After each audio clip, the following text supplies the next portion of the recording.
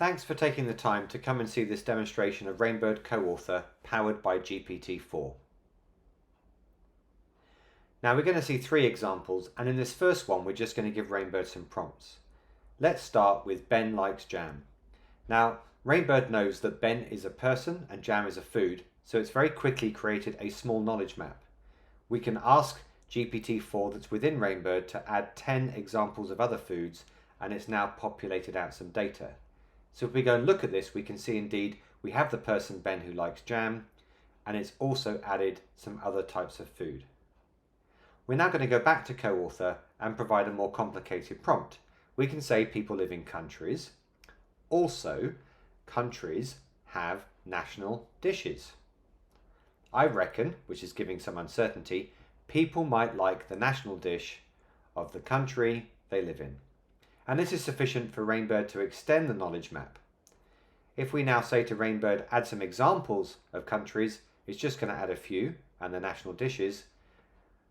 We can see here now that when we open this up, country has a number of different settings, values, and indeed we can see Italy has pizza, USA has burgers, Japan has sushi, and so on. It's actually created these relationships. But perhaps more impressively, it's also derived a rule from this narrative. So if we say, what food might Ben like? It knows that Ben likes jam because we started with that, but if we say Ben lives in Italy, it can derive that Ben will probably also like pizza. Now let's look at this second example where we're actually going to take some text from the Financial Conduct Authority handbook. So we're going to find some text on creditworthiness. So we just scroll down, we're going to copy just one section of the FCA handbook, and we're going to paste that into Rainbird Co-Author.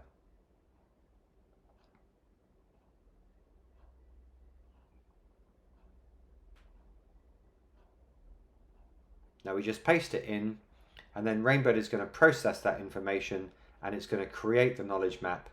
And in this case, it's actually created quite a sophisticated map. We know that we have lots of attributes around the customer that are important when assessing creditworthiness. And we know the firm that is lending has a number of factors that are important. So a firm's going to consider assets, a customer has assets, a firm considers income, a customer has income, and so on. And even in cases where we have multiple relationships between different concepts, then it's modeling those as well, as in the case here. Now, even though this is just not much more than one page of policy documentation, Rainbird with GPT-4 has been able to derive some rules. And it's not about getting these rules perfect. We're actually able to go in and use these as a starting point and add our own weights and so on. Now in this third example, Rainbird is able to create a knowledge map simply by taking some CSV data. This is actually some open source insurance data on some different entities and some things that we know about these people. And if we open Co-Author and we just simply paste in that CSV file, Co-Author, powered by GPT-4, is able to turn that into what's a fairly straightforward hub and spoke model. And we can see here that we have IDs, which are basically customers, and customers may have insurance, they have bank balances, they have all these different attributes. And although this is a very small amount of data that we've used in this example, there's actually enough information here that it's been able to derive a rule. In this case, that an individual has to be over the age of 18 and have car insurance to meet the requirements of this rule.